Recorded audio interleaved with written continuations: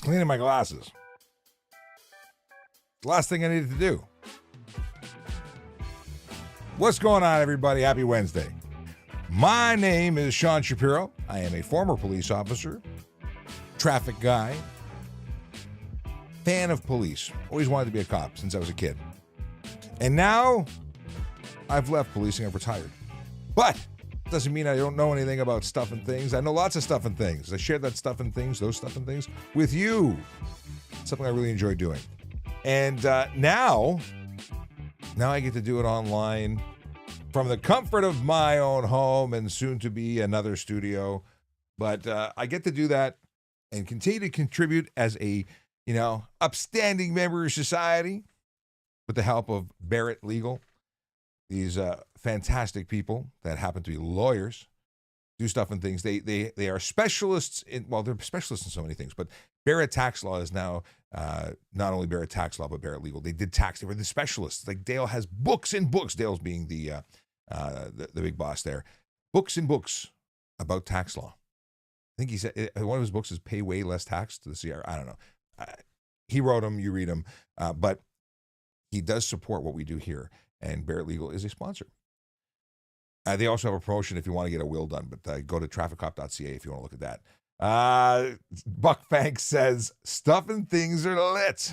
Thank you, Buck. Neha says, good morning. And Buck Fanks says, taxes are terrible. Nobody wants to pay taxes. It does pay for good stuff. I had an interesting conversation over breakfast with my lovely wife, and we were talking about an app that I saw on LinkedIn. And I don't know, it was a chap who was promoting this app that allows communities to come together and pay for security services to patrol their neighborhoods through like crowdfunding. Like everyone throws in $100 and then they can afford X number of shifts or whatever. It's an interesting concept. I think it's really cool. And the conversation was, is that something that communities should have to pay for themselves? They pay for policing. And I think the number that my wife brought up for Toronto is that each resident pays about $680 a year for policing. So she said that should cover it, right? Shouldn't that cover it to keep people safe? And my argument is that's to keep the city safe. That's for all policing services. And it's not to put somebody on your street or in your community patrolling just for you. That's a lot more money. If you want to have police in your neighborhood 24/7 hanging around to prevent things from happening, that's a whole lot more money. And nobody has that kind of money for policing because policing is expensive and they do great work. We love police. So how do you get that? This app gives a way of doing it because while some people have a little to contribute and others have more, you could contribute to making your community safer through preventative medicine, visual deterrent, not to have cops there, but to have security. I think it's very interesting. And then I had a conversation with Daniel from KC Security, who's in Sault Ste. Marie. And we were talking about stuff and things all related to how do you keep communities safe? Very interesting. But enough about that. Go on and on and on about that. But that's not what we're talking about today. We're talking about traffic safety, traffic law, and police stuff. If you have a question, something you need to know the answer to, I generally have answers. That's right. As a traffic specialist and traffic safety educator and guy who likes cars and motorcycles and all that stuff, I know stuff. So if you've got questions, please feel free to ask. All right, just some hellos to discuss because we've got Jonathan who says good morning. Jonathan wants to know what my thoughts are on Niagara Police. I don't have thoughts on Niagara. I mean, they're the police in Niagara. Are there specific areas of thought you're looking for? Like I don't wake up thinking about them. Neha says, why flu so bad? Are you sick? Oh, sorry to hear that. Neha is a long time participant. We first met at college, right? I went to speak at a college, and Neha was there, and we met there. But were you at Centennial or were you at Humber? Because I would regularly speak at both. Toronto Road Cams says private security is kind of useless. Well, they do great work. They do great work within the confines of what they can do, which is act on behalf of the property owner, deal with the Trespass to Property Act. And they do have some abilities to arrest, expansions from that of the citizens' powers that everybody else has. But they're not useless. They just can't do as much as we want them to do. People look at them as a uniform member of society. They look at them as though they're the police, ish, and they want them to solve problems and stop crimes. But really, what they're there to do is represent the property owner, and to make good notes, which is sometimes all police can do too. Like, they're really useful, but I'd love to see them have more ability, expanded abilities. That's another story. Okay. A Buck says, soon we'll have developers that build estates with third-party security like they do in South Africa. I can't speak to South African security because I know nothing about that. But I do know about gated security. I lived in Florida for 5 years, and a lot of communities there that have security where there's an armed person at the gate. They have patrols and walls. And is that good? Is that bad? We can talk about that. I mean, it's certainly not traffic related, but maybe it's traffic entering your house. Let's talk about that. Well, I want to circle back after I get through the rest of this. By the way, if you're watching, you don't already follow us, please do. It helps us grow our numbers, look better on paper, but ultimately it helps us have a bigger impact in the community, because the more followers we have, the more we're suggested to other people. It just makes us look good and brings more people who want to get knowledge about stuff and things, helps them find us. But more importantly, if you share us, especially on TikTok, where you can be sending me likes by tapping the screen repeatedly until your finger goes numb, or share it, it means the world, because, again, we want to help as many people as possible. All righty then. We got, Jax. What was Jax saying? Jax claims, I didn't ignore it. Maybe you were already, you may have been automatically removed from whatever you said, because Jax said that Toronto police are absolutely useless. Well, that's not accurate. And you're saying it means that you're not accurate. But you're entitled to your opinion. Toronto police are an amazing organization, best in the world, world-class policing, absolutely, bar none. I mean, other police services are great, and I'm totally biased because I was with the Toronto police. But when you say that they're useless, why? Did they not arrest the right people? Did they arrest you? Did you get a ticket? Like, what is your bias? Because most of opinions about policing, when they're negative, is just that. It's bias. Anyway, we'll come back to you if you've got things to say that are actually important. Rahul, what's going on, my friend? He says, good morning, King. If you haven't seen, let's see, the username, you should follow him everywhere because he's got great content. But let's see here. I'll cut and paste because he's on Instagram right now. Boom, putting his account. So obviously you need to, at that username, check him out. He's got great content. He's a Toronto creator. And then we got, that's not the one I want. I'll flag that for later. It was Manraj, who says, hi, celebrating birthday at work today. I wish I had a button that was a birthday button, but happy birthday, my friend. Thanks for sharing it with us. Okay. Let's see here. We flag this one. If you got dad jokes, let me know. I'll put them in for later. I like to read those at the end. And I should also really start that clock going so I don't forget. There's the timer. Woo. I don't like the layout. Hang on a second. We're going to put that a little there. I'll move that a little there. I like my name being here. There we go. Okay. Fixed. Better.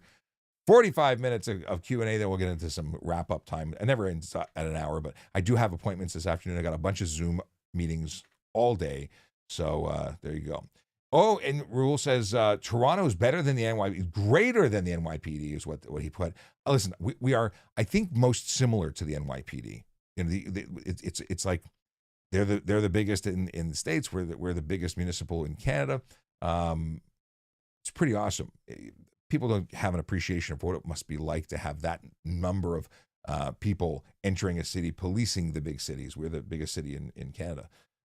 Anyway, I can brag and applaud the Toronto police all day long because I am a biased fan. But I think I'm a fan for good reason, because 25 years of experience with just shy of 25 years of experience with the Toronto police.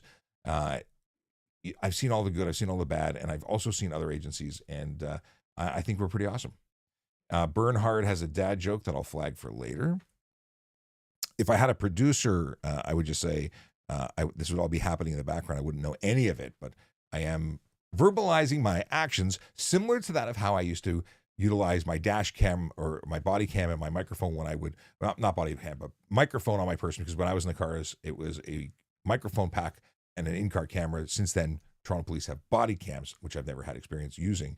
But I used to verbalize everything I was doing. So if I was following a car and I hit my button to activate the camera, or if I hit the lights, it would start recording. I would start verbalizing what I'm seeing. Oh, I'm watching this car. It's weaving all over the road. It looks like they might be impaired. Here's what I'm observing. And those were good things. Why am I bringing that up? Because if you are a dash camera enabled person and you are recording a possible impaired driver, something that might be useful as evidence to police later, well, then you should also be verbalizing what you see. And it's just a good idea to do it, even if you're just driving. If you're someone who's interested in becoming a police officer, saying what you're seeing, verbalizing, very good thing to get into the habit of. Is Downsview area unsafe to raise a family? I don't think it's unsafe. I don't know the area well enough to really give you the real estate person's review of it. I don't know anyone who lives in the area. I do frequent the area. I like K1 Racing. K1 Speed is a go-kart track I go that's actually at Downsview Park, but I don't know of anything bad. It's 31 division and on one side and 31 division? 31 division and 32 division. They border, they're in that area. I'd have to look more. You could actually go onto the website, to the Toronto Police website, and see what kind of crime happens there. There's a global map that you can look at to see what is going on in the community, what kind of calls they get, and you can make your own judgment. You could also talk to a real estate agent who's familiar with the area. But here's what I would say: every area has good and bad. Pockets that are better or worse. Have a look, see what you think. Spend some time there. Go for lunch in the area, see what you see. Let's see here. Cam Corvin says, Sean got disconnected. Where'd you get disconnected? You were here, then you left? Yeah, there you go. You said, hello, great Sean. There, I got your original message. And Cam would like to know if they can get a dash cam, a good dash cam for $30.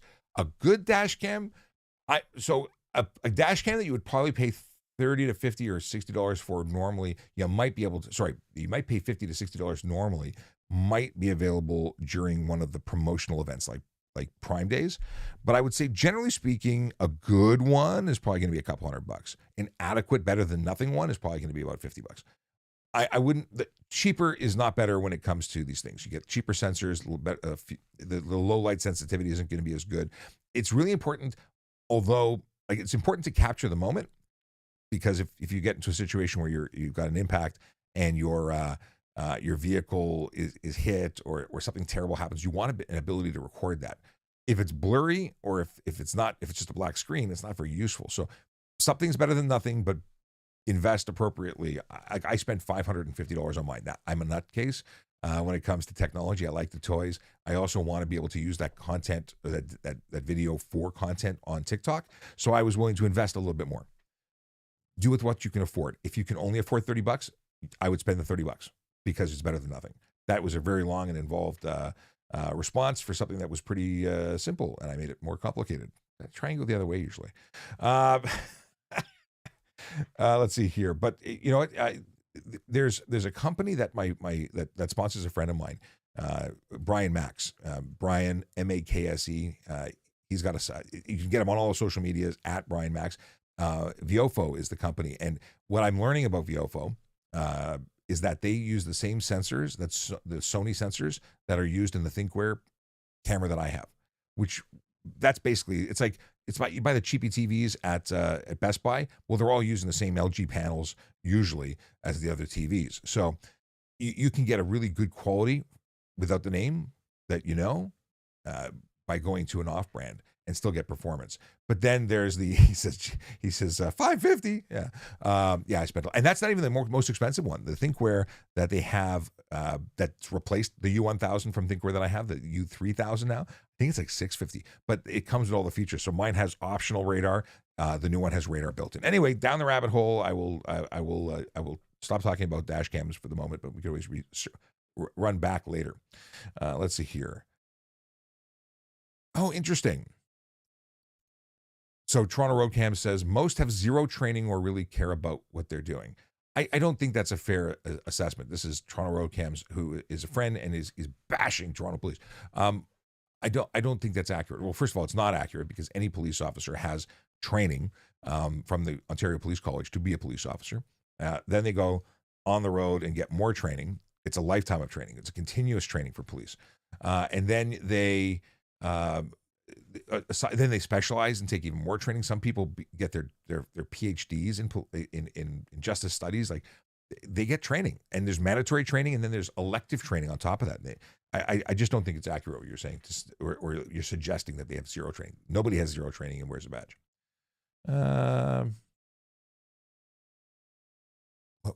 Maybe we're talking about two different things. You said just take oh, you're saying private security. I'm sorry, I misunderstood.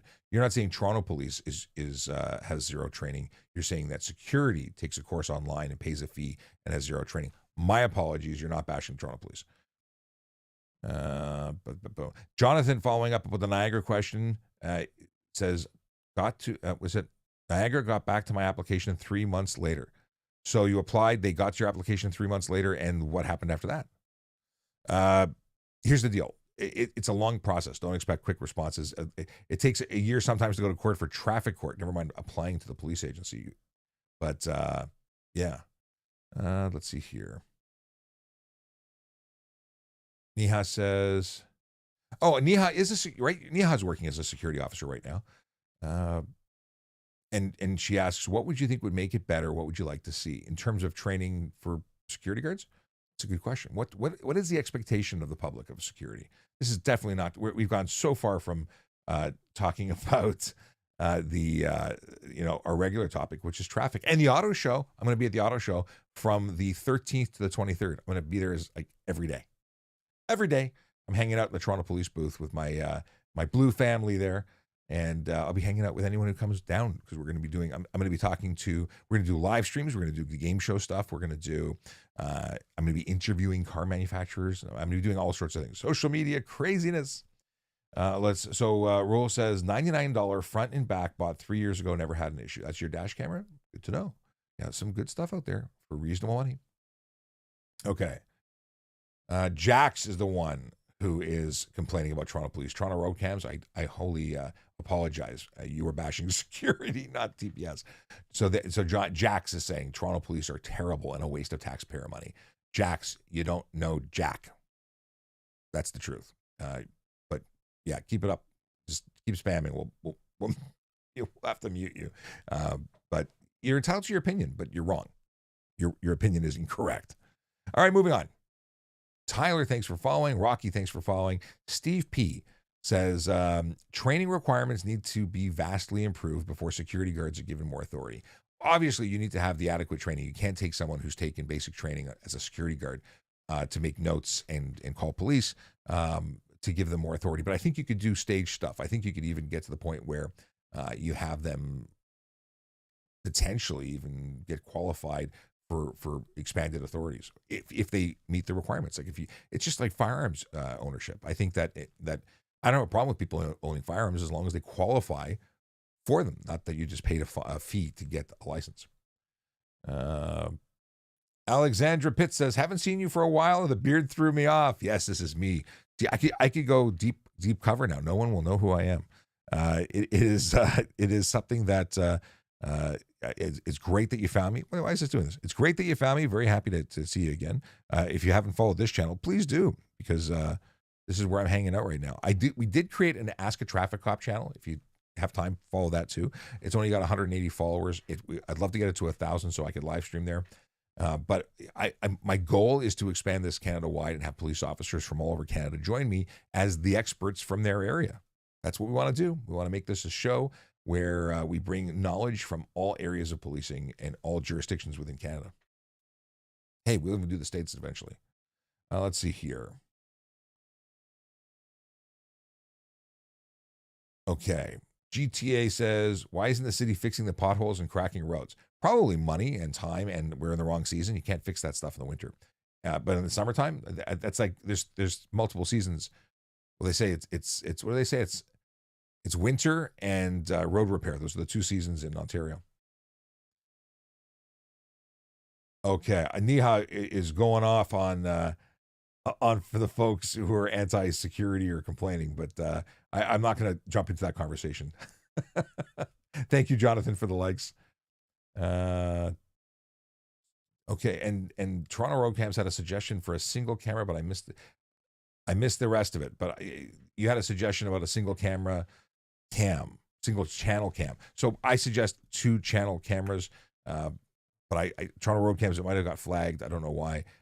Let me know what your suggestion is for a single channel cam.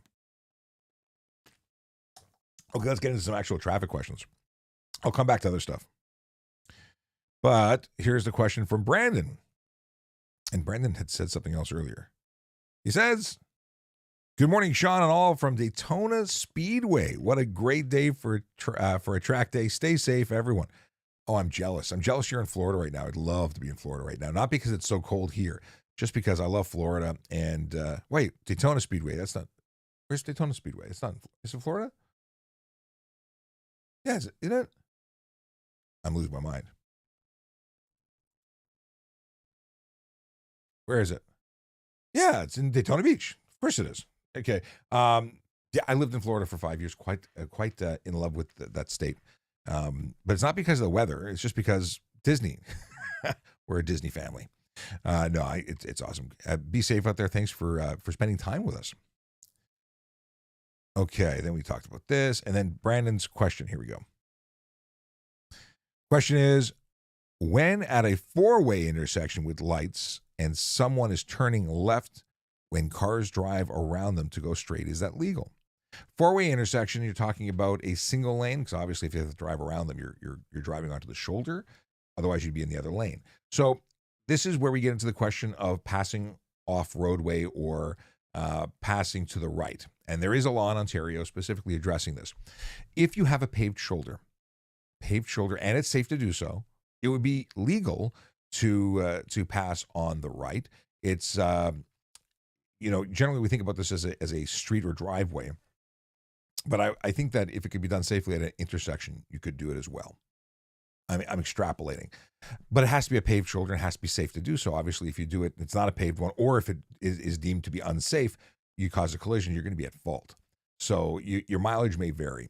It really depends. Now, someone who's turning left and there's no cutout, no left turn lane, well, it's hard to then create an S turn. Does anyone know what an S turn is? I learned S turns when I was a kid at 16 driving.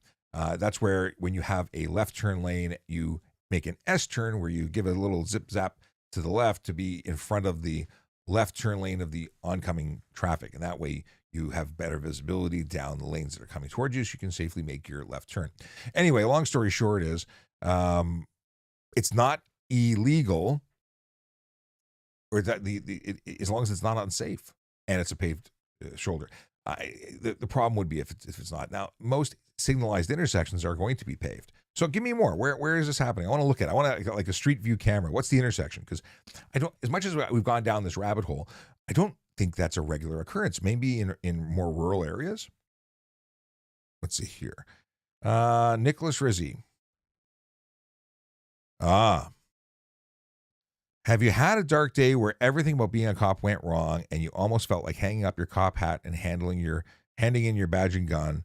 If so, what made you keep going? This one's a tough one for me.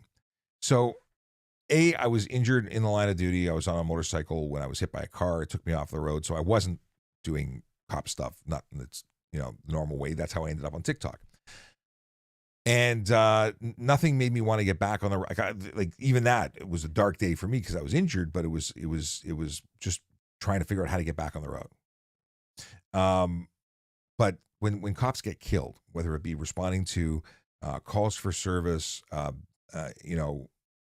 Zivchik, who was going to an impaired driver call when he had a collision, cops who are trying to save the day in their own way, and they get killed, right? Those are dark days. There's too many police funerals. So those are all things that weigh heavily. And does it make you want to hang up your badge? No. Doing the right thing. The reasons we were cops in the first place was to help people, and nothing changes that. I don't think, never did I say I'm done. Like I left not because I don't like, I've left policing not because I don't love policing. I left policing because I need to do it for my family. Otherwise, I'd be a cop today still. I can't tell you. You become a police officer, You may have been a police officer in your heart, but when the badge comes on, it just becomes right. Like everything just melds in, and then you're certified as a police officer. You got the piece of paper, but it was something that was always inside of you. I know I'm getting all in the feels, but it's more than a job. It's a career. It's a identity. It's part of you, and you're part of it, and that's why it's your police family. Because once you're part of it, you're always part of it. A little weird that I don't have a badge and a uniform anymore, but it's I'm still part of that group. Yeah. So I don't know how to say. You keep going because that's who you are and what you're made out of. It's the life of service, and I'm still making good on that commitment to public service, doing what I'm doing right now. At least I believe I am. And just Nicholas follows up with, is police training as much fun as the movie Police Academy? One of my favorite movies, by the way. I enjoyed every second of it, except for the fact that I was away from my new wife, because I had she's my only wife, but we got married in November, and in December I went to the police college. So it was tough being away from my wife, but it was a good thing overall because I became a police officer. Follow the dream. Let's see here. Oh, things that people didn't necessarily know. I heard we have a seatbelt exemption for delivery vehicles of traveling less than 40 kilometers an hour. Is it true? Yes, under the Ontario Highway Traffic Act, if you are engaged in delivery immediately, not driving downtown to eventually deliver, but you're delivering door to door to door, and you maintain a speed under 40 kilometers an hour, you are in fact permitted to be without a seatbelt. Now, is that a good idea? No. Just because it's an exemption that you are provided doesn't mean it's good, because collisions happen close to home, and you're in a community where you're delivering to homes where things happen. If you're close to someone else's home, you're just as eligible for that wonderful collision that could be very serious, even at low speed. So my suggestion would be, despite the fact that there's an exemption, I would always wear your seatbelt, even if you're just sitting in the car. A question from Aaron Eisen. Aaron Eisen on YouTube. Can you smoke weed in a car while parked in a parking lot, public or otherwise? No. There is a Provincial Offences Act specifically addressing that. You cannot. You can be charged for it. There's tickets, and then you're also, if you're under the influence, you have criminal side of it. So if you just have a puff, there's POA stuff. If you're impaired now you can be arrested. So definitely don't be hotboxing your car. Don't be smoking in your car, and of course, even having access to marijuana or alcohol in your drugs of any kind in your car has consequences. So don't do that. It's definitely not legal. Now, I'm speaking about Canada. It's possible that in other countries it could be different, but why would it be? That makes no sense. Hey, KC Security Services sent me a heart. Thank you very much. I never really figured out this gift thing. Other than I worked very hard with TikTok to make it not possible for government accounts to receive gifts, because at the beginning we got like $150 in gifts. Like, what do we do with this money? We're the police. Well, we gave it away to charity, but they then did eventually turn off the switch so we wouldn't receive them. And now that I'm not police, I can receive them again. And it's weird and wonderful. Somebody sent me like $5 yesterday. I couldn't believe this. Usually I get a notification saying somebody sent you 5 cents a quarter. That's very nice. I have had a coffee now as a result, and I appreciate it. I'm not making fun. But someone was very gracious and sent like $5 yesterday. I was blown away. Couldn't believe one person. Like it was some. I guess each sticker has a different value. I don't know. In any case, moving along. And just a reminder, you don't have to give us anything, but it's kind of you to do it. You don't have to do it though. Don't think I'm here looking for gifts. Dion the Great wants to know, who has the right of way if one person has a stop sign turning left and the other person has a stop one turning right? It's funny. I think this is a question that was asked to me that I'm actually going to be talking to a reporter about this afternoon. Did you ask someone from the Globe and Mail for that answer? Because I think that they're doing investigations to answer that question for you today. In any case, at a stop sign, first to arrive is first to drive. It's not a matter of what direction you're going. It's who got there first. And here's the big thing, and I always quote Scott Marshall, my friend, the safe driver. He is a knower of things, and he used to be the head instructor for a big driving school. He used to teach driving instructors to become driving instructors. He was the head honcho of education. He made them. He was the maker of. I'm getting off this. Okay, so he says that you can't take, or you can't. What does he say? Now I screwed it up. Right of way is not something that's taken; it's given. You give the right of way. You can't communicate effectively to take the right of way, because if you think you're going to go and the other person goes at the same time, then you're going to get into a collision. So the answer is you give the right of way. If there's confusion, if you can't figure it out, let him go. And then people say, very Canadian thing to do, right? People in Canada just wave and wave and wave and wave. And what happens is no one goes anywhere. Someone has to make a move, but you have to, try and give that right of way is the right way to go. What is who's the right of person has to stop? But then no stop sign. Sorry, now I'm not following. So Beyond the Grade says, who has the right of way if one person has a stop sign turning left and the other who's turning right? Oh, and the one person has no stop sign. Okay. So the person who's turning left is crossing the flow of traffic. They do not have the right of way. So let's revisit this. The person who has the stop sign is turning left across a live lane of traffic. The person who is turning right does not have to stop. They do not have the right of way. So thank you for clarifying that a couple of lines down. But yeah, the person who has no stop sign has the right of way. The person who has a stop sign has to ensure it's safe to proceed before they proceed. And if you're crossing a live lane of traffic to make that turn, you have more responsibility than the other person. Jeremy Willer wants to know, can a company get allowed out of compound if it is perishable and impounded? Oh, okay. Some typos there. A load. I was trying to understand, or I was trying to decode what I assumed was incorrect spelling or autocorrect, and in fact, you spelled it right, and I read it wrong. So, can a company get a load out of compound if it was perishable if impounded for speed? Yes. Tow companies that impound your vehicle for stunt driving or whatever. Actually, even if it's not impounded for speed or for any reason, the trucking company can arrange access as the owner to get stuff out of the vehicle, unless it's related to the charge. Like if it was seized as a result of a criminal investigation unrelated to just a traffic act offense, then that's different.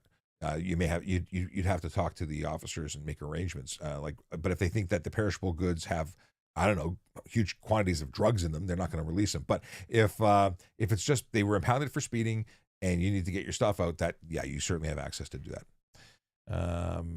Okay. Toronto Road Cam is just clarifying they were talking about private security. So I apologize the delay, and we already covered this up. What do we got here? Ariane says, thanks for helping and keeping us safe, but I always get anxious with police around while driving. That's, Ariane, is the fact, or is because you're an honest person. You see, people who are really, really comfortable with police are either police or tend to be criminals. Very rarely does anyone feel just nonchalant, comfortable around police. In fact, even as a police officer, when lights come on, we're like, what did I do? Right? Because there's an assumption that you did something wrong. And that's not a bad thing. That just means that you're a person who's conscious of what's going on, that you're switched on and paying attention. I think that makes you normal, and that's a good thing. Normal in this case. Normally I say, normal is no fun, but in this particular case, I think normal is a good thing. Let's see here. Got Neha says, I work in my community hospital where I have my family doctor. I care way too much. Yeah, so Neha, who has a security officer, works in their community hospital. You know what? It is great to be able to serve your community, whether it be as a police officer or a security officer. If you're working in your community and you're protecting the people that help you, it's so rewarding. It really is. If you're looking for something amazing to do, you're looking for something way to contribute to your community, check out the auxiliary program in your local police service. It is the best way to volunteer. It'll change your life. It really will. At least I think it will. It's certainly changed mine. Okay. We'll talk about employment in a sec. Again, I'll come back to it. Anybody want to be a police officer? Let me know. Where do you want to work? What police agency is good? And also, let me know if you're going to the auto show. I'm curious to know who's coming so I can, commit to my memory that you're all joining me there. Okay, Aaron says, very important traffic question. How do you keep your beard so magnificent? This is all concentration. Actually, for the holidays this year, my wife got me a total beard grooming kit, like conditioners and oils and stuff. And I I got to say this is by far the longest I've ever had my beard. It's sort of I don't know how long it's going to go. My wife's like, I think we're getting to the point where trimming is going to happen. Like I made a video yesterday. She's like, never get that close to the camera again. But I don't know how I do it. I'm actually, I think, very lucky that it has shape, because I meet people who have like raggedy beard. I do comb and brush it. I mean, that's the thing. Anyway, moving on from beard talk to hopefully traffic talk, or about actually, I don't even know. Captain Kurt is reporting from Barbados. Oh, you lucky devil, you. Good for you. Toronto Road Cams was saying he was suggesting that the Viofo A119, he has no back windows in his work vehicle, so it can't do more than a single channel. Makes sense. I've seen a lot of 2-channel cameras being set up for cab cameras to keep track of the driver. And I've mentioned this before, but I investigated a horrific situation where someone fleeing from police hit somebody working on the road, and I got great footage from a truck driver, but that truck driver was also caught, like, when we were reviewing the footage, which was fantastic. But it turns out he was using his phone for like 5 kilometers in stop and go traffic. Not good. Anyway. High 4401. I don't know what I don't know what 4401 is supposed to be. That could be good, bad, or otherwise, but high. Let's see here. Oh, Toronto Road Cam says that particular dash cam is 100 to 110 online. Good to know. Okay. Can you do a U-turn at a light if there are no signs? So here's the deal with U-turns. We talk about it all the time. U-turns, I think, are high risk. I think they're less safe options, or there are safer options than U-turns. But if you can complete a U-turn in safety and there's no sign prohibiting it, and you're not in front of a bridge, viaduct, tunnel, railway crossing, if you're not in front of a hill where there's no visibility, if you're not at a curve where there's no visibility, then it could be illegal. It could be legal, or it is not directly illegal. It's all about whether or not it can be done in safety. So if you do it and you get into a crash, it was obvious that you were not doing it in safety, and it's a bad idea. I would suggest that you're far better off to go make a 3-point turn somewhere else, make a right turn, go into a driveway, do anything but a U-turn if you can avoid it, unless you can absolutely guarantee that it's safe. Because we've seen some tragedy as a result of that. Vin Diesel family. I don't get it. JDM Lola sent some gifts. He said, "Is that like a Saturn, a moon, a donut?" Well, donuts are interesting. I make fun of donuts because I don't generally eat donuts, but as a policing person, I'm always lumped into this donut eating thing. I've always said that most cops are into chicken wings or something healthier. Now, donuts just don't seem to cut it for coppers. Most of the new coppers, they have a bag, like a multi-drawer cooler with every meal every 15 minutes. They're grazers. They're all into the health stuff. It's good. But donuts, the donut thing, you have to understand the origin story of the donut phenomenon. You see, the only businesses that were open 24 hours a day back in the day were donut shops, coffee shops, and they wanted to make sure that they weren't going to get robbed. Oh, I just saw another Saturn brew. That's so cool. I've never actually been looking at the phone. I caught it in the corner of my eye. Thank you for the gift, whoever sent it. I'll see you in a second. Oh, it was Big Dog. Thank you. A Galaxy. That was very cool. So the deal is that to draw people, to make sure the police officers were coming there, they often offered free coffee and donuts to the police to say, come spend time here, because they were getting robbed. And was that bribery? It was certainly inducement. But and is that against the rules? It is against the rules. Whenever I went to a coffee shop and they tried to give me coffee, I made a donation. I bought it for the next person. I left the money on the counter. Like I made good money. I didn't need to get free, but it was a very nice gesture. I will say, very impressively, making up new words. Impressively, maybe it's a real word. I don't know. We're moving on.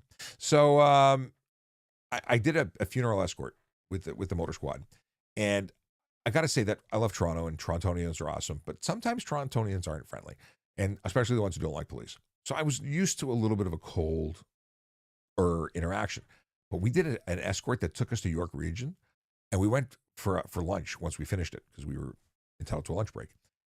I've never, in York Region, we're talking neighboring Toronto, the friendliest people. Open doors. Good morning, officer. How are you, officer? Can we buy you breakfast, officer? I'm like, what?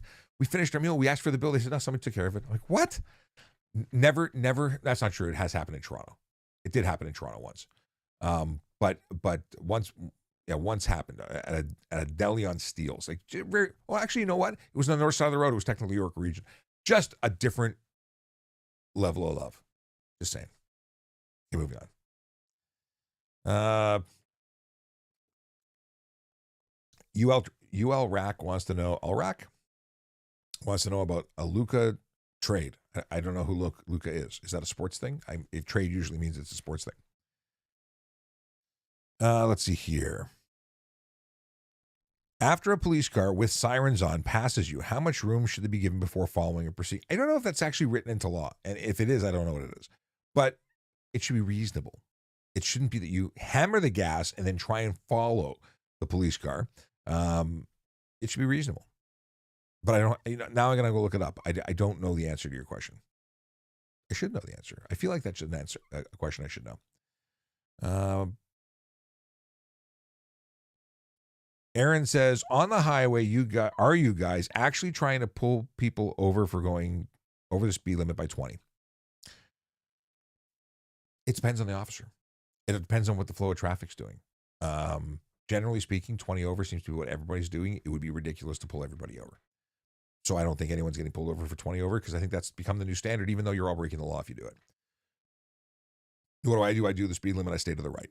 Everyone passes me like they're not moving or like I'm not moving. And I'd like people to slow down. Slowing down is better. It's safer. It's also lawful. Now, if everyone was doing 80 because, it was snowy and one person's doing 20 over that to do 100, could it be considered as speeding? Could it be unsafe for the road conditions? You could potentially get a speeding ticket even doing the speed limit.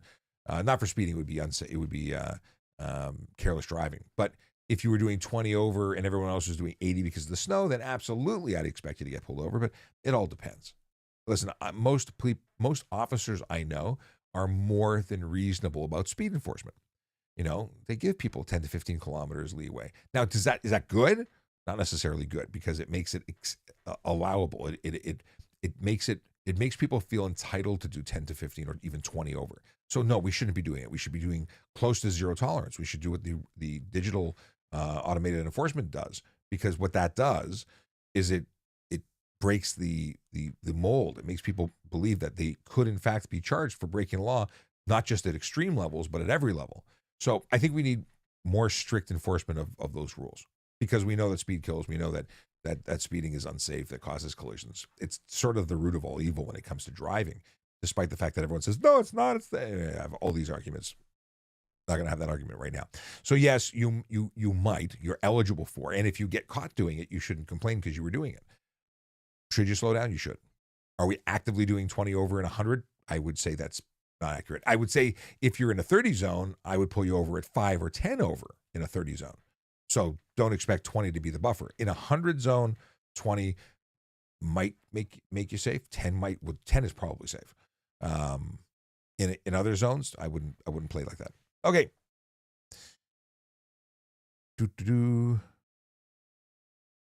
Okay. Apparently, I need to update the software on my computer. Greetings and salutations from Akela, who says, sorry, I'm late in meetings. Hey, did you see the video?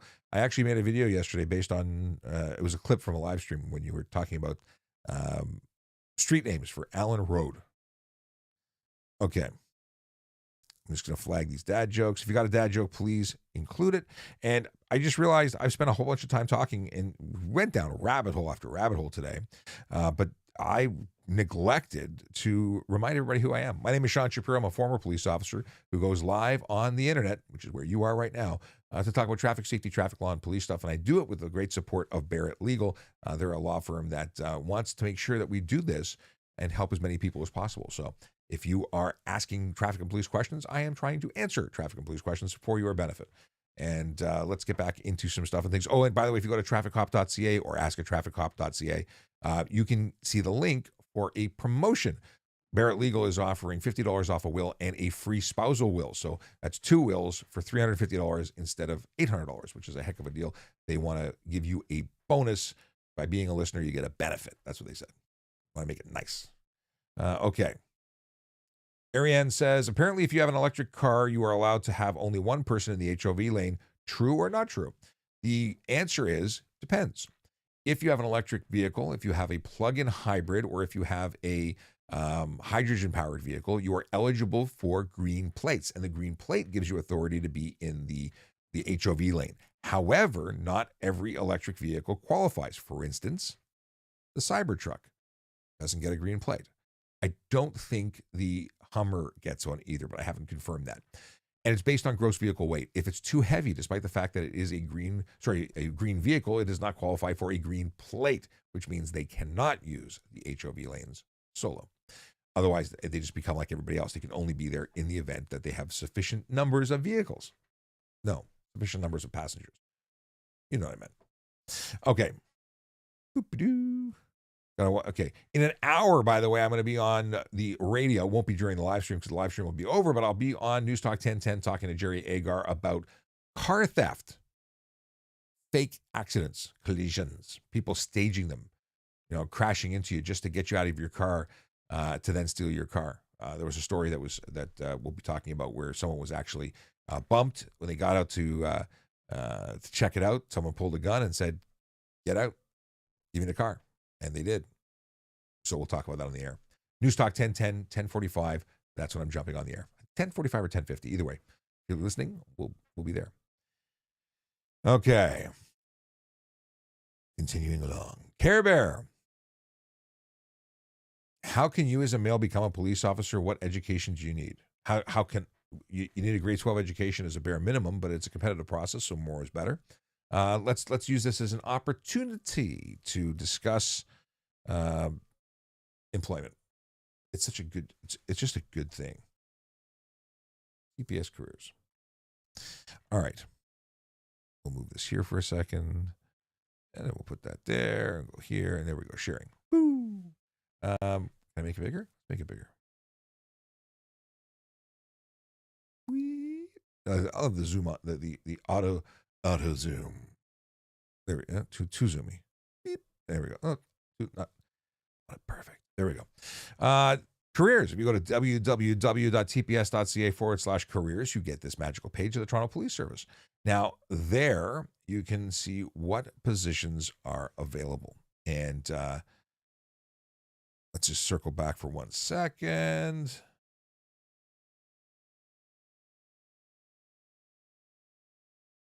Okay. What are the requirements? That was the question. That's right.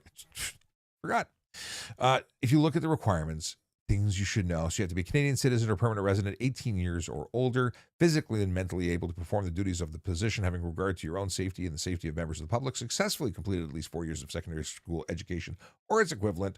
And they can deal with those transcripts because you got to be able to prove it. If you have an education outside of Ontario, you need to have that official proof, which is obvious, I would think. Good moral character and habits, meaning you are an individual that other people view as being trustworthy and having integrity.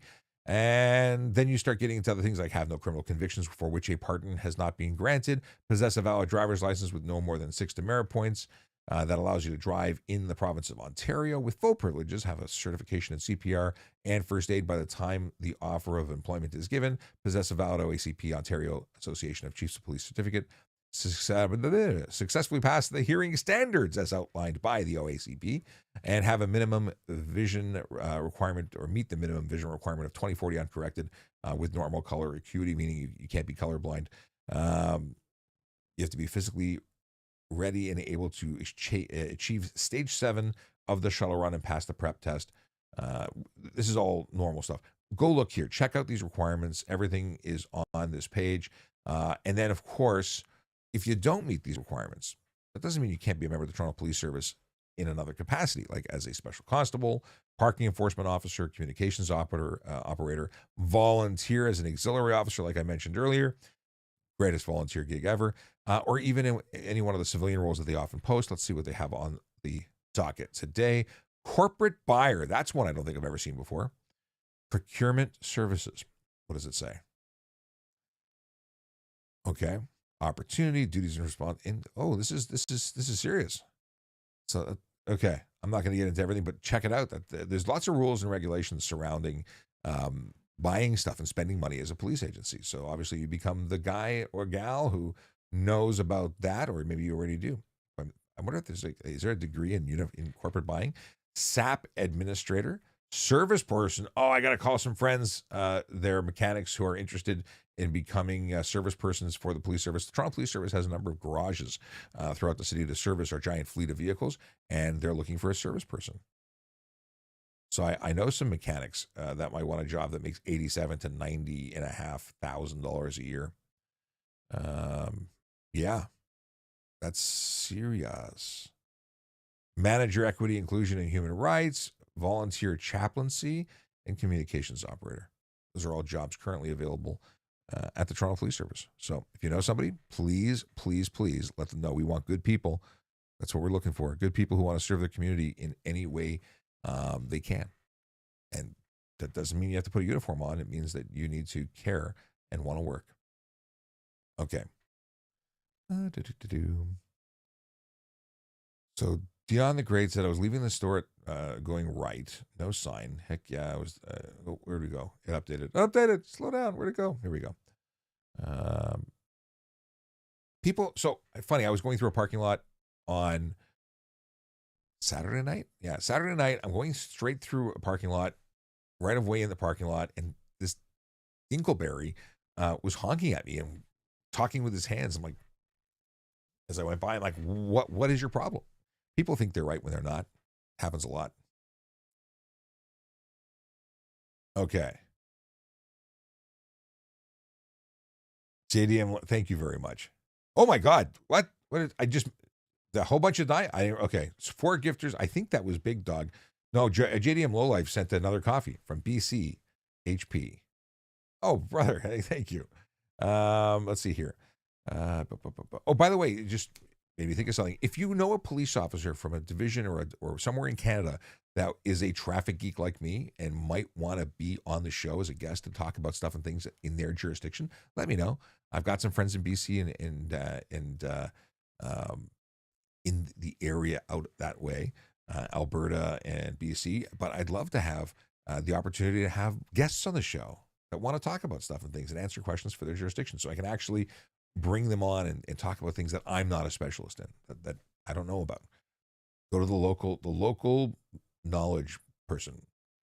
Let's see here. Redneck Framer 48 says, I got a big question that I've been trying to figure out. What are the rules and regulations with? And they disappeared.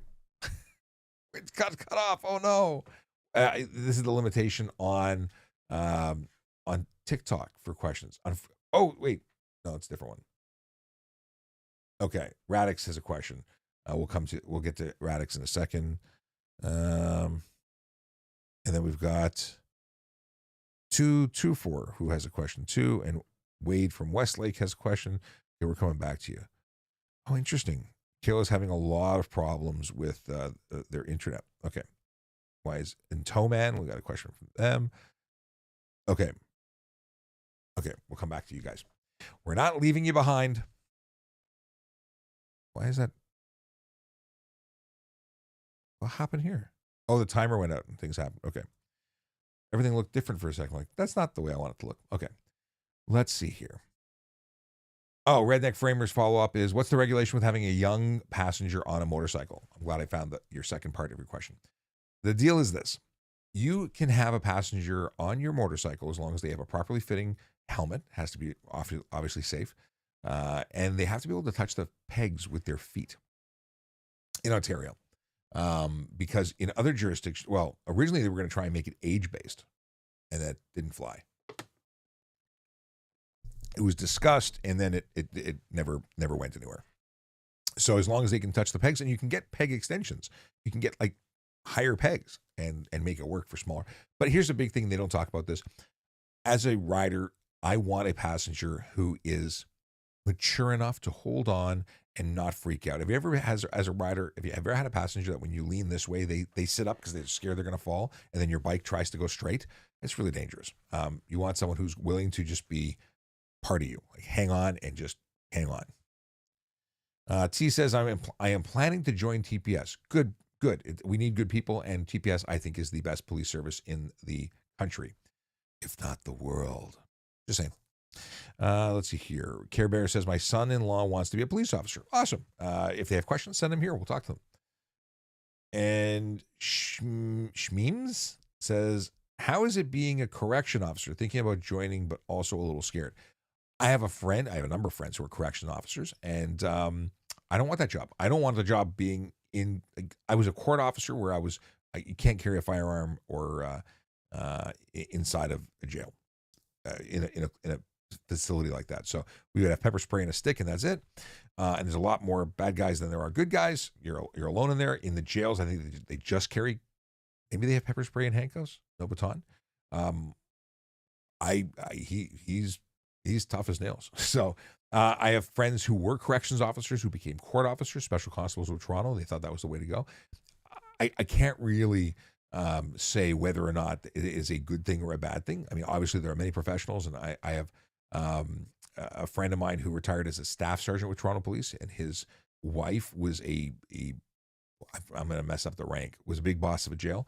I mean, obviously it's a good job, but I've never worked it. I can't really say, other than the fact that unarmed in a jail environment sounds like less fun. I kind of like having all my tools. KC Security Services says, I love donuts, my guilty pleasure. What donut is your favorite then? Mine is a raspberry filled from Krispy Kreme. No need to warm it up, although warm is always good. All right. Johnny Dirt Road says, is this funded by Canadian taxpayers? No, no, and no. It's funded by Barrett Legal. It says so right on the screen. Brought to you by Barrett Legal. Nowhere is there a police logo or a government logo. In fact, the goal is to provide free services to police and other stakeholders like educational systems, like school boards, to be able to provide education at no cost, because we know that people like you say, is this funded by taxpayers? And we don't want that. All right, let's see here. JDM Lowlife says, my duty bag is full of healthy foods, as it should be. My duty bag had lots of extra pens and paper in it, but yeah, I ate terribly when I was on the road. I didn't eat like junk food, but I would grab food on the road. I had the best Chinese food, Indian food. I mean, Toronto was the best place to grab food. You can travel the world through taste just by different areas because I was citywide, I could go anywhere and have awesomeness. Maybe I should just create a channel dedicated to good eats in Toronto, because there are so many good places to eat. And as a traffic man in particular, you could go to any place in the city because you were a citywide unit, as opposed to being stuck in a division where you might only eat one type of great food and have to wait to your days off to get other food. Anyway, just saying, talk a lot about food. Let's see here. Yes. And KC Security Services taking a poke at Johnny Dirt Road, saying that, look at JDM who bought me a coffee. He funded me and he's a taxpayer. Okay, I love it. What is this? Oh, boom, boom, boom. And speaking of short, I can't pronounce. How do you pronounce? Sjogren? I don't know how. Yeah, I'm messing it up. I need phonetics for your username. But thank you for mentioning that to Johnny Dirt Road. Okay. What is this? Oh, jeez. Traffic cops should be doing actual police work, not targeting families and working people. That's from Certified Dirtbag, and your comment matches your username. Traffic cops are not targeting families and working people. They are targeting violators who put others at risk by choosing not to follow the rules. So if you speed or break traffic laws, you are specifically targeting the good people in the city or town or wherever you are. And those people need to be taught a lesson. Of course, you could just do the right thing, be a good human, and not break the rules, and then no one will give you a hard time. Break the rules, you are now putting others at risk, and you deserve the tickets you get. That's how it works. Am I getting lower? Is my seat getting lower? I think it is. I'm like slowly. Okay. Yeah. Traffic. More people die, and there's more death and property damage as a result of traffic offenses than all violent crime together. People don't get it. People just say real, actual. You don't know what you're talking about. All right.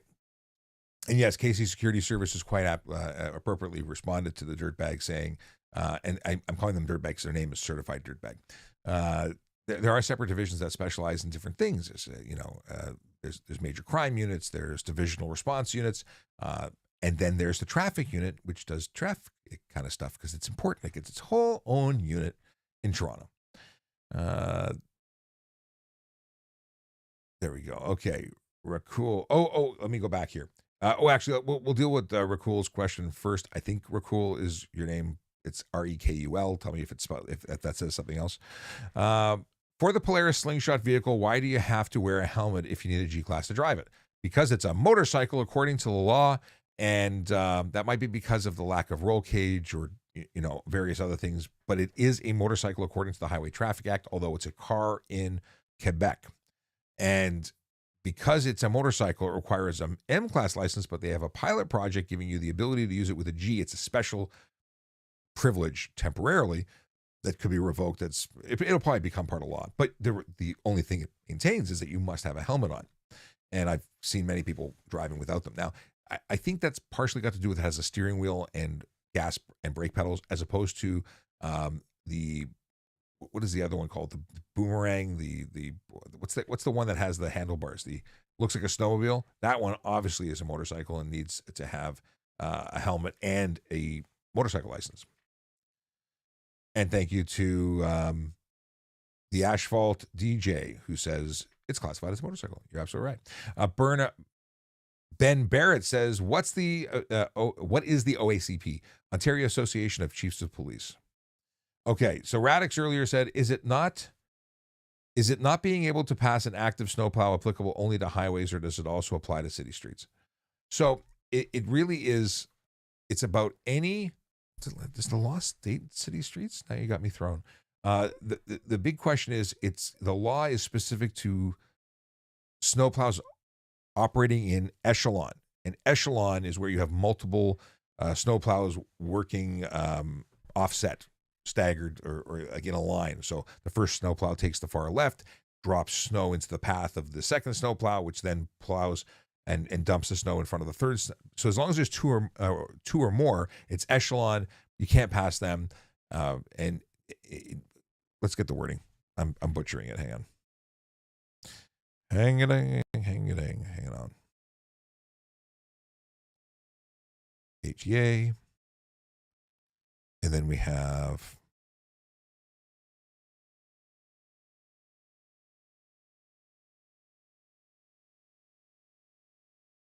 I can't read and talk apparently. What's it under? Because it's come on.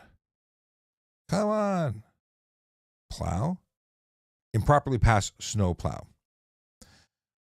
So 148.1 sub 1, improperly pass snowplow, 325 plus the victim fine surcharge brings it to 405 on a highway which the speed limit is 80 kilometers per hour or more. So there you go. It's not city streets. It is 80 plus kilometers an hour, and which is divided into clearly marked lanes for traffic. No person shall, while traveling in a direction that has two or more such lanes, overtake a snowplow that is traveling in echelon with another plow or plows unless the lane of travel that is used by the overtaking vehicle to overtake the snowplow is entirely clear of any part of the snowplow, including any part of the attachment or the plow blade. $150 minimum fine, $1,000 maximum fine. Snowplow means a road service vehicle that requires a lamp in accordance with subsection, which means one with a blue blinky. So yeah, it's highways only. I'm glad we talked about this. All right. Where to go?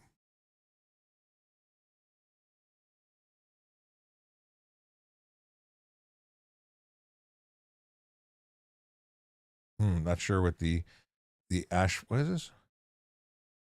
Oh, okay. I don't know how to pronounce your name. Sham. We're going to call you Sham. Any job without a diploma requirement, yes, pretty much every job is without a diploma requirement. I shouldn't say every. There are some that strictly have them, but parking enforcement, you need grade 12 education, OACP, and grade 12, but you don't need to have a degree. Aaron wants to know if I have a brother named Ben. No, I'm 6'5". He's like 5'4". I don't know how tall he is. He's vertically challenged. He has great hair though. I don't have a lot of hair. His voice is higher than mine, and mine is nowhere near the same octave level as his. Yeah, no, we're not related in any way, shape, or form that I know of. Lexa says, excited to hear the dad jokes. My favorite part. Look, it's everyone's favorite part. Come on.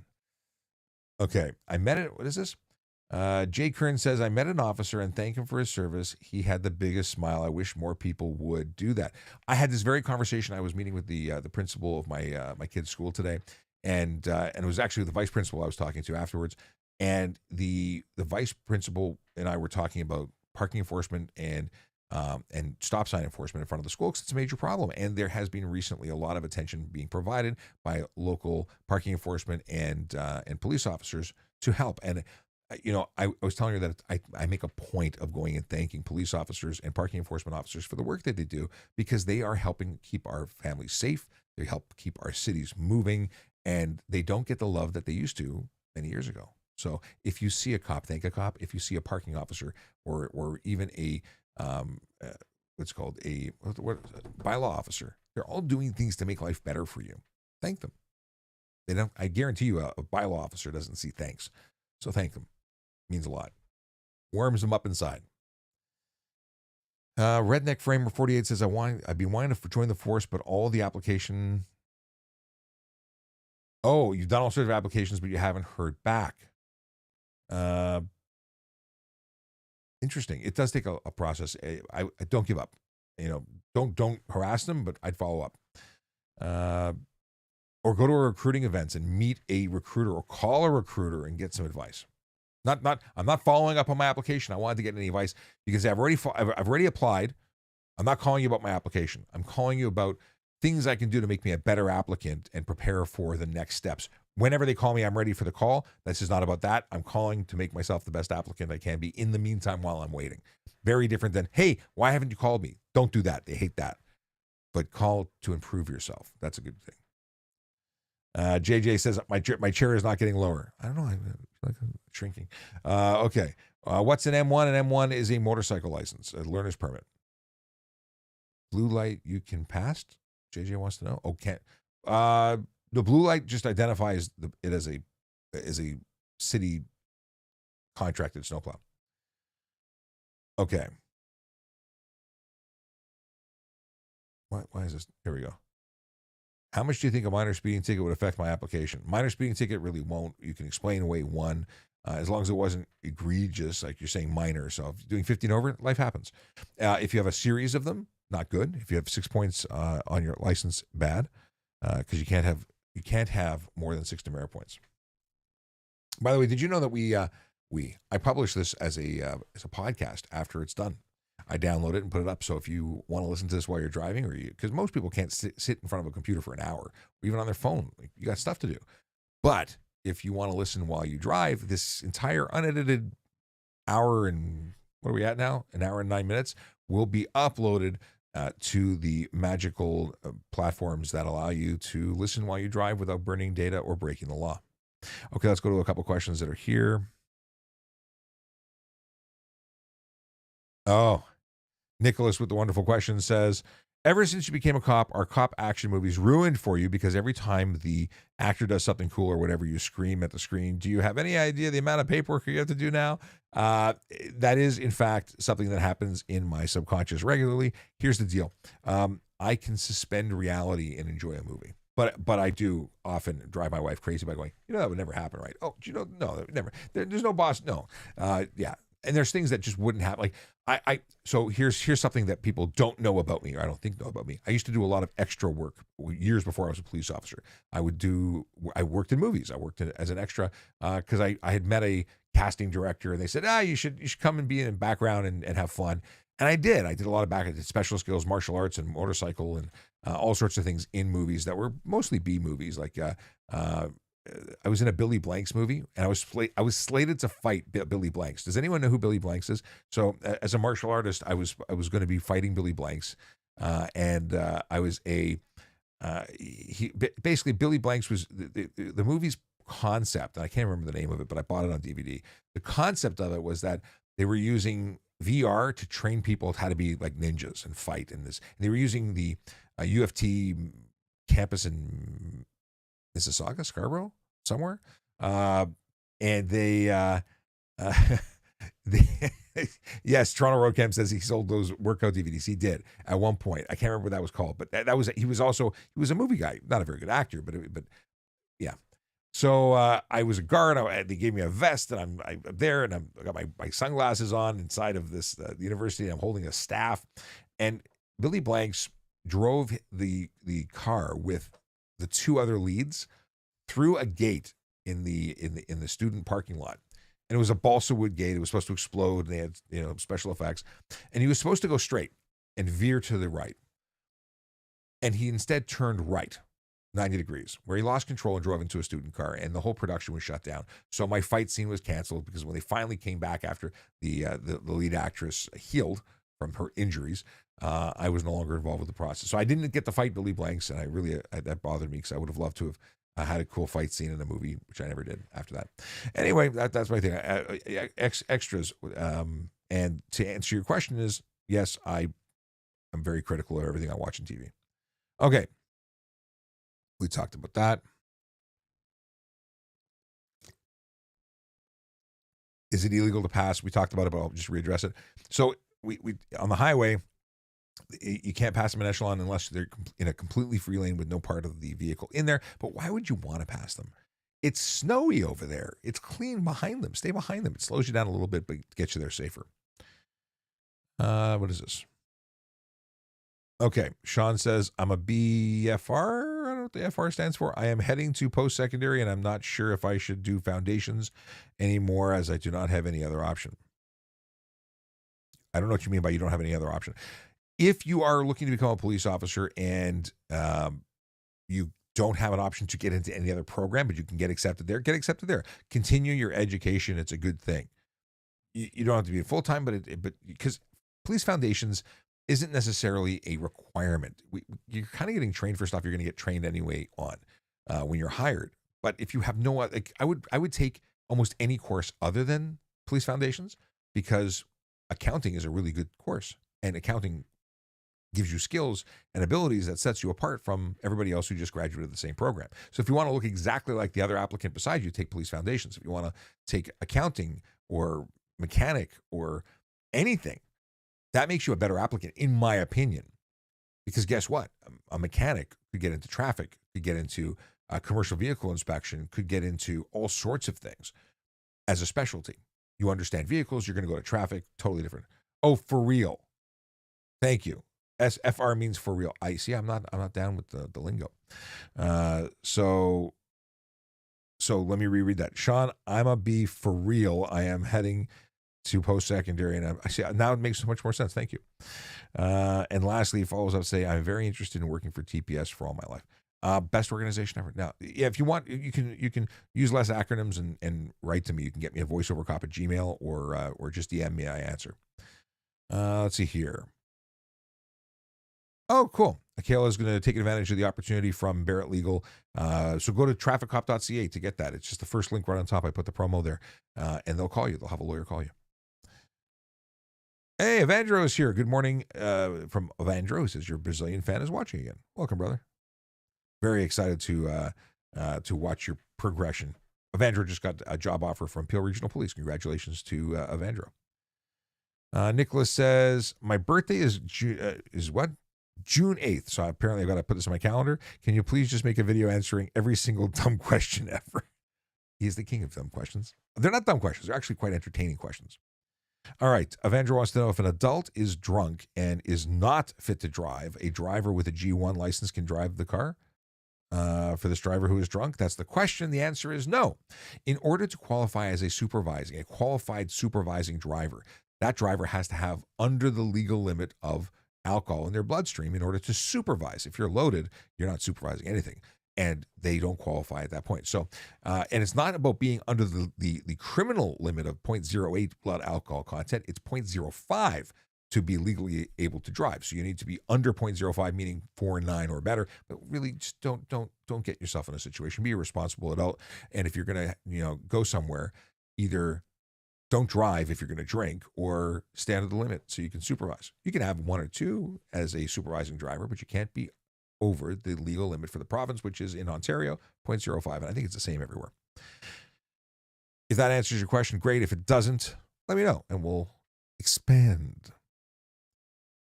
Let's see here. Oh, Kayla says if you listen to the recorded speed while you're in the car, you can listen at double time. I was always told that I speak too quickly when I drive, or when I was growing up. My dad said, you got to slow down. People can't understand you. And I'm like, yes, they can. They can understand as much as they want to. But now, if you really can't understand, you can slow it down or speed it up. It doesn't really matter. It's up to you. Your viewing pleasure. And on YouTube, you can also do that, right? No, YouTube, you can play back so to catch up to live, you can listen at double time. I never knew that was even an option until Akela enlightened me. Sounds like a Matrix training method. It was very Matrixy, yes. I was talking about that really crappy movie I was in. Alex Katina says, I dislike the OPP. That's pretty, why would you dislike the entire police service? Why? I mean, I'm sure you have your reason. People have reasons for all sorts of things, but it's a big service. What's wrong with them? Did they just not call you back? They blocked your number? Making jokes, but really, why? What do we got? RC301 says, thank you for all the education and time you provide to your viewers. My pleasure. It is my pleasure. Thank you. Thank you. RC301 has a question. How much do you think a minor... Oh, no, that was the question. I answered it earlier. Okay. I love all the people. Thank you so much for those who jumped in to say what FR means, because I didn't know that. Mac wants to know why I left the force. I left to be able to stay close to family, to help them out, because they need me more than they did before. It's a big commitment to be a police officer. It's a big commitment to have a job outside of the home. I'm fortunate to have sponsors like Barrett Legal that are now allowing me to do this basically as a full-time creator, and I'm doing other things as well, but consulting for agencies that want to have a bigger footprint on social media. I'm doing a lot of different things, but I'm working from home now and self-employed. And of course, I'm involved with the bettertraffic.ca, which is a not-for-profit that I co-founded. And we are doing stuff and things. We want to make the world a better place and the roads a safer place for everybody. But yeah, I had no intention of leaving, but unfortunately family stuff happened, and now I need to be closer to be helpful. Alex wants to know if I ever got to a shots fired call. Have I ever been to a shots fired call? I have raced to I can't remember the call. I've gone to places where firearms were needed because firearms were present. But I don't know if I was there for actual shots fired. I don't think I was. Have you ever pulled someone over for doing 102 in a 100 zone? No. EO says, Sean, I love your lives. One time I called into News Talk and you answered my question. Right on. That's awesome. I love it. EO wants to know if I can rejoin the force. So yes, I know somebody who left for 6 or 8 years and rejoined. And if you look at the website, there's a place for experienced officers to apply. So yeah, I could. And I will tell you that it's possible that in the future I'll go back. Possible. I'm open to that.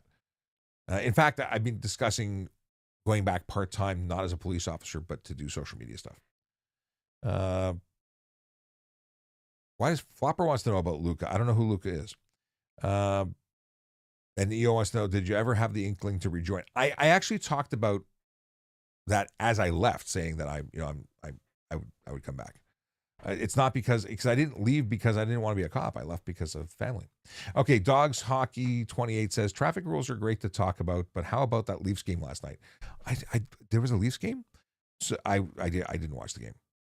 But Dogs Hockey 28 saying, just saying hi or thanking an officer can help change our day from a bad one to a better one. You have no idea what we may have just come from in a minute before.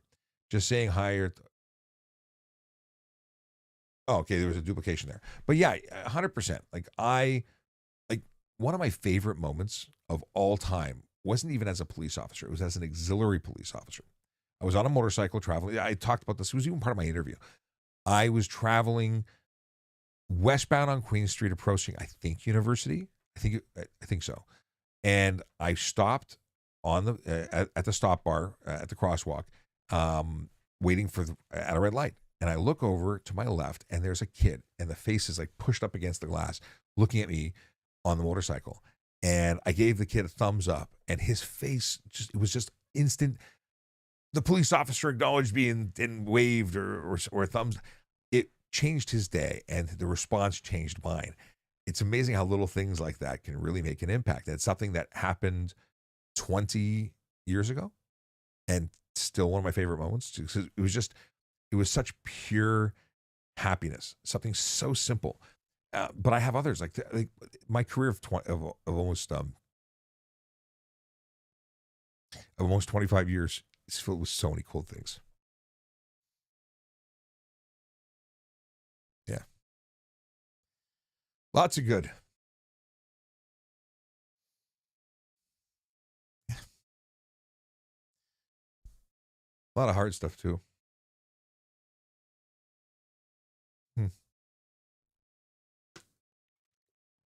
Anyway, it's time to go. I got meetings and stuff. Get hit by some feels. Anyway, I was going to say, before I started crying, that I remember going to taking a quick route. I was trying to get somewhere. I was going back to the office. I was on my police bike, and I came across a kid with a lemonade stand, and I stopped and we did some pictures, and bought some lemonade. It was a lot of fun. I miss a lot of that.